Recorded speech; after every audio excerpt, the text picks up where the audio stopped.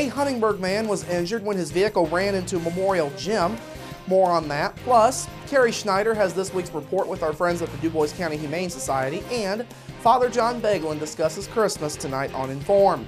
All of that and much more is up next here on the 18 WJTS News.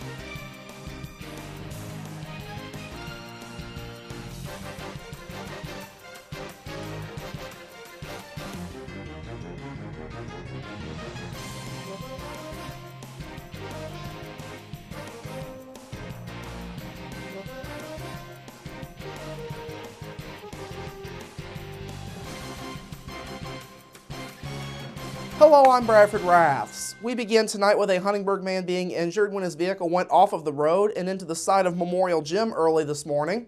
Just before 5:30 a.m., Huntingburg police were called to the south side of the gym along 5th Street on this reported accident. Police say 20-year-old Brent Sloan had been driving eastbound on 5th Street when he dropped his cigarette. Police say Sloan bent down to pick up the cigarette, and when he looked back up, he was already off of the road. Police say Sloan's SUV then ran into a support rail next to a ticket window on the gym. Police say Sloan was coherent when they arrived on scene, though he had to be extricated from his vehicle by firefighters.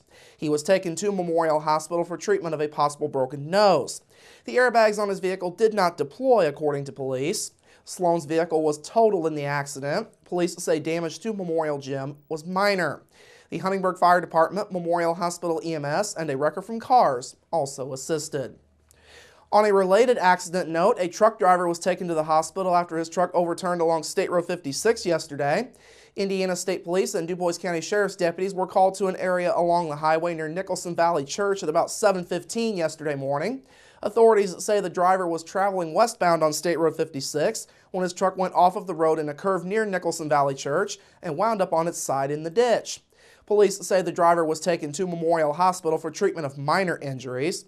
Now, there was a lot of mud and standing water in the area, which made getting the truck lifted out quite difficult. State Road 56 was down to one lane for more than an hour yesterday morning while crews tried to lift the truck out. Wreckers from Rooksers and Memorial Hospital EMS assisted authorities on scene. Today marked day 2 of the initial court hearing for a man arrested over the weekend after a 17-month-old boy died from injuries sustained in his care. 21-year-old Charles Hope was back in Du Bois Circuit Court at 10 o'clock this morning after he was ordered held without bond following his first appearance in court yesterday morning. Hope faces a level 1 felony for aggravated battery causing the death of a child under the age of 14. Hope pled not guilty to that charge. Attorney Mike Fritsch was appointed by the court to represent Hope. Hope continues to be held without bond. A pretrial hearing for Hope is set for January 7th. Now, Hope was originally arrested early Saturday morning after 17-month-old Xavier Miller was brought to Memorial Hospital with severe injuries after allegedly being abused. Miller died from his injuries after being transferred to Corsair Children's Hospital in Louisville. The Greater Jasper School Corporation is among those with concerns about the I-STEP test coming up in the spring. Yesterday afternoon, Curriculum Director Kim Strobel expressed those concerns to the Greater Jasper School Board. Strobel says the problems center around new state learning standards for students. Now, Indiana moved away from Common Core back in July in favor of their own standards in English language arts and math. The change was made in light of the possibility of losing $200 million in federal funding for K-12 schools. Strobel says the new standards are more rigorous than they were in the past. She showed the board several examples of questions at the 3rd grade level that now require students to explain their answers more than in the past in the English language arts portion. She also illustrated several sample math problems that ask students to show all of their work to get full credit for a question should the answer be correct. Strobel says though the changes are good, getting students ready in time for the spring is a bit of a challenge. My concern is that these are major shifts in our instruction, major shifts in the expectations of what students can know and be able to do at that particular grade level. And so, we got those new standards in July. We're still learning about what those changes and shifts look like. And so to have our students fully prepared in the spring of 2015 to be able to perform at this level of expectation and rigor, it's too short of a time frame. But like I said, every other school corporation is in this boat, and our teachers are doing all that they can to prepare their students to be successful. Strobel says the move towards career and technical training at the state level is a good idea long term. She says it should help students be more ready for college.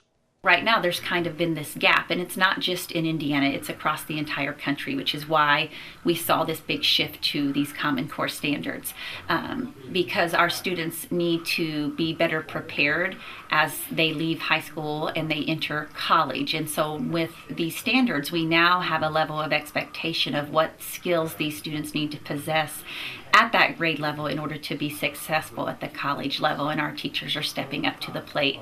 Now, Indiana will be implementing another new I-STEP test coming up for the 2015-2016 school year.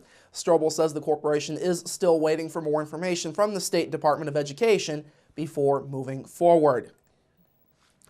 Finally this evening, the health of Hoosiers continues to be a hot topic in light of recent reports. An annual survey of U.S. health rankings puts Indiana at 41st in the nation for the third straight year. Although United Health Foundation's new rankings keep Indiana at 41st, the state did make improvements in smoking and childhood poverty. Some of the notable rankings in the Health Foundation's report had Indiana 7th in immunization of adolescents and 13th in child poverty. The negatives include rankings of 39th in both smoking and diabetes, 42nd in obesity, and 47th in public health funding.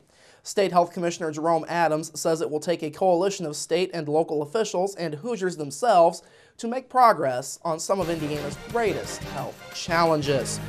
All right, coming up after the break, Carrie is up next with our friends at the Du Bois County Humane Society, plus your local forecast, sports with Kurt Gooksell, and Inform with Father John Beglin. That's all up next here on the 18 WJTS News. Local people watching local people.